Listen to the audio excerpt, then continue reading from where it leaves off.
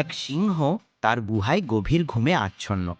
হঠাৎ একটি ছোট ইঁদুর ছোটাছুটি করতে করতে সিংহের নাকের এক ছিদ্রে ঢুকে পড়ল। ফলে সিংহের ঘুম ভেঙে গেল।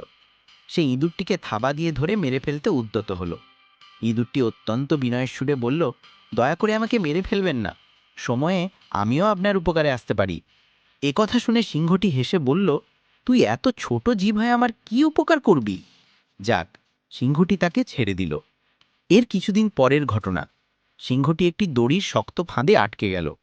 ফাঁদে পড়ে সিংহটি ভীষণ গর্জন করতে লাগল। গর্জন শুনে ইঁদুরটি দৌড়ে সেখানে গেল। সিংহের বিপদ দেখে সে তার কানের কাছে গিয়ে তাকে গর্জন করতে নিষেধ করল, কারণ যারা ফাঁদ পেতে রেখেছে তারা গর্জন শুনে ছুটে আসতে পারে। ইঁদুরটি এবার তার কাজ শুরু করল। সে তার দাঁত দিয়ে ফাঁদের দড়ি কাটতে শুরু করল। অবশেষে সে সিংহকে ফাঁদ থেকে মুক্ত করল। মুক্তি পেয়ে সিংহটি ইঁদুরকে ধন্যবাদ দিল এবং সেই সঙ্গে বলল, তোকে আমি অবজ্ঞা করেছিলাম, কিন্তু বুঝলাম কাউকে অবজ্ঞা করতে নেই। শিক্ষা: ছোট বলে কাউকে অবজ্ঞা করতে নেই। বিপদে যে কেউ উপকারে আসতে পারে।